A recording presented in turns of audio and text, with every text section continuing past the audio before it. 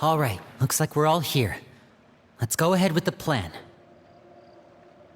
Oh? What is it? What makes you ask that?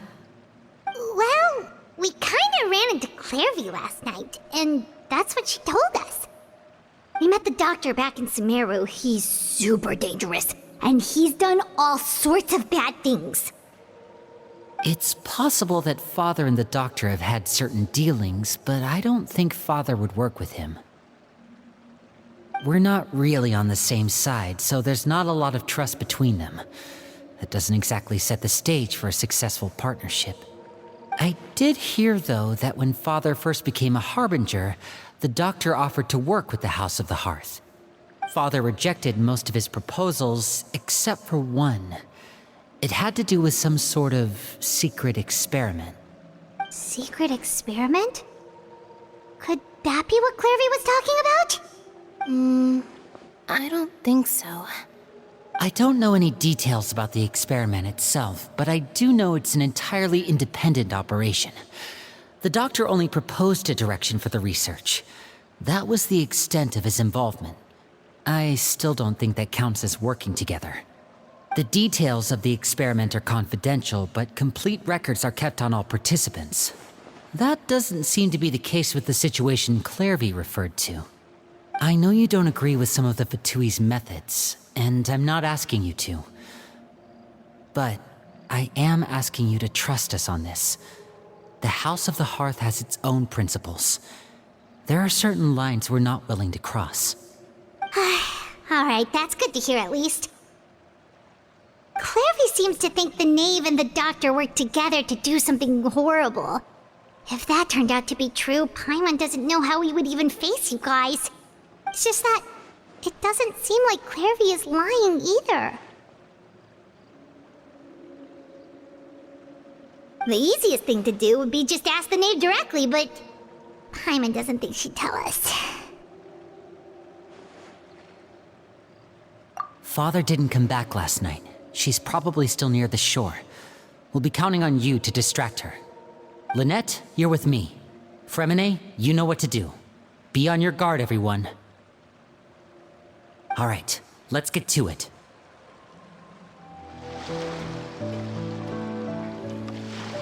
Ah, it's you two again. I must say, you look a bit pale.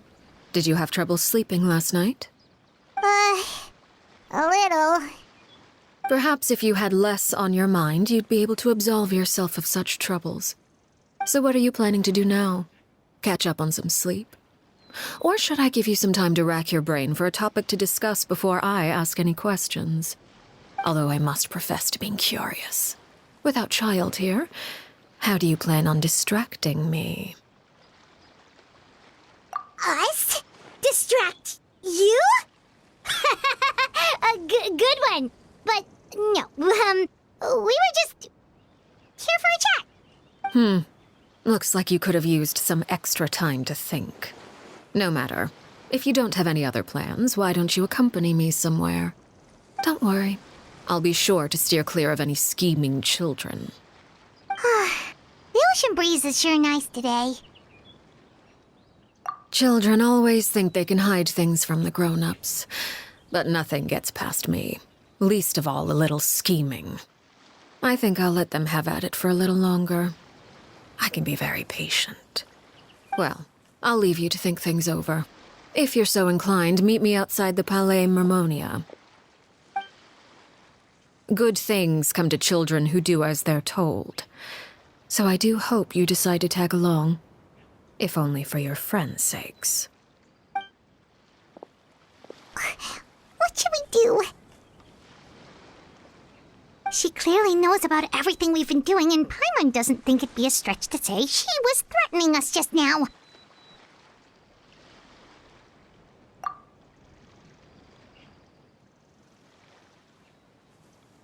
Oh, good idea. Hopefully he sees it in time. Well, we should probably head to the Palais Mermonia. Paimon doesn't want to find out what happens if we don't show up. Based on what the Knave was saying just now, it sure didn't seem like it'd be anything good. Okay, then we probably shouldn't keep her waiting. It seems like Linny and the others are on thin ice, so let's do our best to not get them in any more trouble. Seeing as we still have some time before my meeting, we might as well enjoy some pleasant conversation while we wait. I'm glad to see you get along with my children. Being surrounded by good companions is necessary for a child's development. You're not planning on doing anything to them, are you? I assume you're referring to Linny, Lynette, and Fremine. Although, there's that situation with Filial and Nentoy as well. It appears quite a few people have been acting out lately. No matter. I'm not one to discriminate. All those who betray the house meet the same fate. There are no exceptions. Does that mean you're going to kill them? Oh, are you here to beg for their lives? I'm sorry to disappoint, but the rules of the house change for no one. In my organization, everyone is responsible for their own actions. But don't you care about them at all? They really respect you. They even call you father. You must feel something for them. Any organization in which feelings come before principles is one destined for ruin. The House of the Hearth is hardly an exception. You could say our principles are more stringent than most. Perhaps I can offer you this consolation at least. As our guests, you two will not be held accountable along with them. I would imagine Linny, Lynette, and Fremine will be able to keep their lives. As for Filial, Nentoy, and the others, I'm afraid there's little I can do. They can try to escape, but once you know our secrets, there's no getting out alive. But that's awful. Ah, you seem concerned. Out of consideration for my guests, I suppose I could turn a blind eye for a little longer. If Linny and the others manage to dispose of Clairvy in the meantime, all evidence of their wrongdoing will be lost. In that case, I could hardly punish them for something I couldn't prove. If their efforts are unsuccessful, on the other hand, all will be held accountable, and the punishment will be severe. Of course. Oh, and here, I believe this belongs to you. Do try and keep better track of it next time. It takes a considerable amount of time to train a bird like this. It would be such a pity if you were to lose it. Permanently. Wait, where did you get that? Well, I'm afraid that's all the time we have to chat. Now, for the matter at hand. I asked you to meet me here because I have business at the Palais Mermonia. It has nothing to do with you, but I think it would be prudent for you to stick by my side for the time being.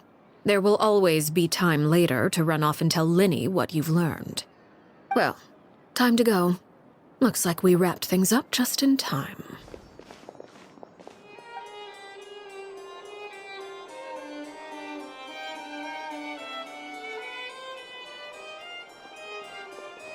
It's been a while, Monsieur Neuvillette.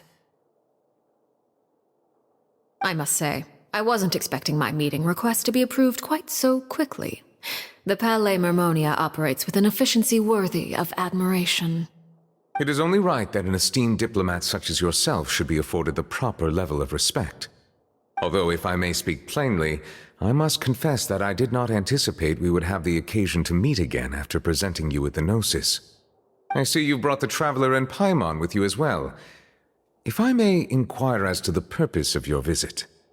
I'll be departing Fontaine shortly. There is, however, an outstanding matter that I would like to see resolved before I go. It requires a rather lengthy explanation, I'm afraid. So I took the liberty of explaining everything in this proposal. Please review it at your leisure, Monsieur Neuvillette.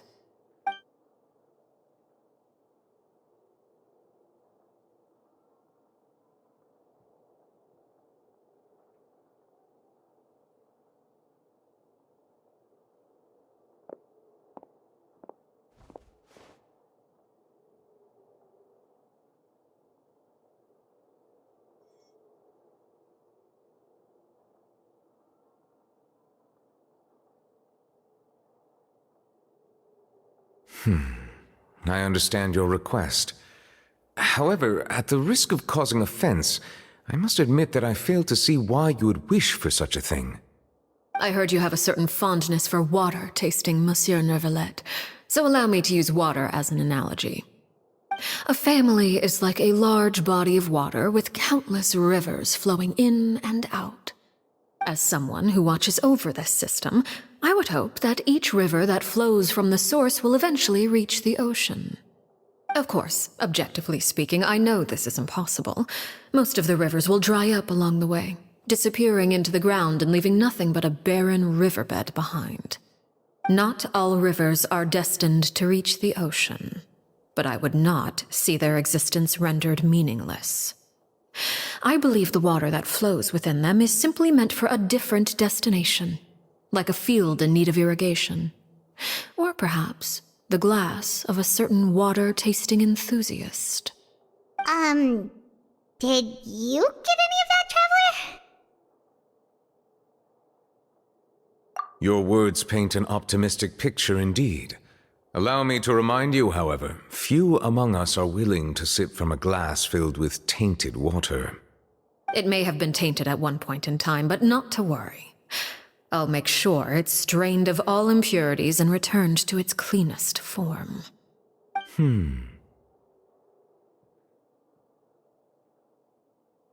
I seem to recall there being a transactional aspect to your proposal.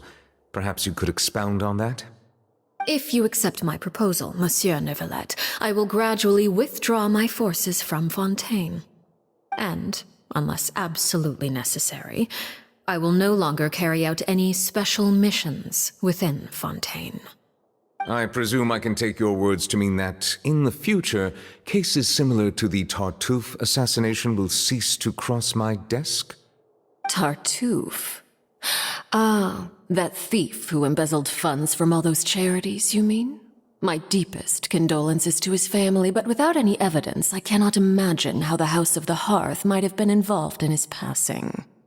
Of course, if you accept my proposal, Monsieur Neuvillette, I'm sure certain measures could be taken to reduce the frequency of such troubles. You choose your words carefully indeed. In that case, I am inclined to accept your proposal. My thanks for your generosity, Monsieur Neuvillette. Well, with that settled, we should be going now. I took the liberty of bringing along 2 bottles of spring water from Snezhnaya for you to enjoy. I do hope I get the chance to hear your impressions. Perhaps at our next meeting, yes? Indeed. I trust you would not overlook your commitment in the meantime. All right, Traveler Paimon. Time to go.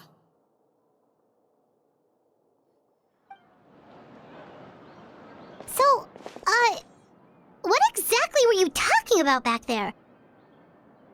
Paimon only heard you mention some rivers, a large body of water, and then some kind of irrigation scheme. You really want to know? I would imagine there might be more pressing concerns at the moment. Lenny, Paimon really hopes everything's going okay. Oh, Paimon recognizes that look. You've got your thinking cap on, don't you, Traveler?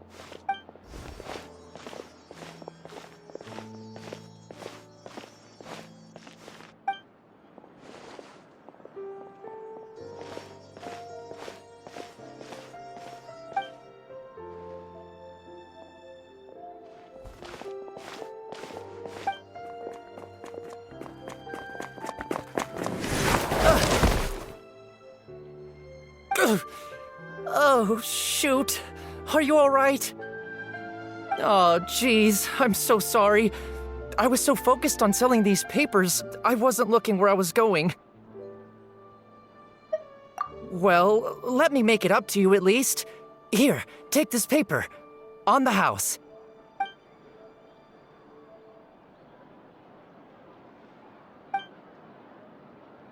Oh, you don't have to give us anything. Please, I want to. It's not like I'm short on supply. All the extras will be useless come tomorrow anyway. It's my fault, really. I was just trying to bring home some extra mora for the family, but I bit off more than I can chew. I haven't had many takers today, so I'm still swimming in papers. What's going on here? Nothing much. I just ran into your friend here on accident. I should probably get going, actually, so... Hold on. Of course, I'm happy to compensate you with Mora, it's just... I don't have any on me at the moment. I'll take 3 papers. Here. Your payment. Oh! Thank you for your patronage. May the Archons bless you with good fortune. If only I had the chance to run into such generous customers every day. I should probably just take on a smaller inventory though, right? I'm getting married soon, so sometimes it's hard to not get ahead of myself. Anyway, I should head out. Goodbye! Well, now that my affairs are settled, we should take the boat back to Poisson. We've even acquired some light reading to enjoy along the way. Actually, why don't we stick around for a little longer? Paimon just realized how hungry she is. She can't head back to Poisson on an empty stomach.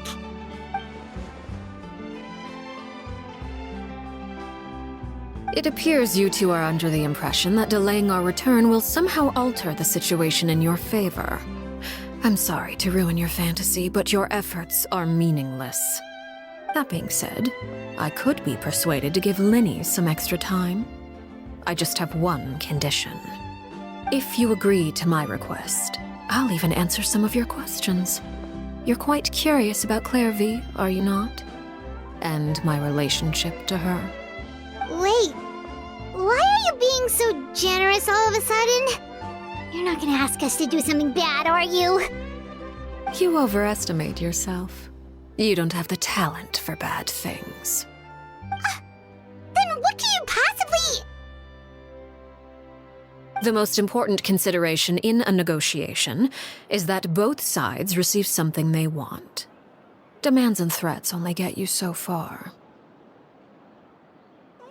Wonderful. Here it is. When the time comes, make the choice that you deem most appropriate in the situation, and lend your help to the House of the Hearth. Okay, sounds normal enough. But what do you mean, when the time comes? When is that supposed to be? That is for you to decide. Then we have a deal. Follow me.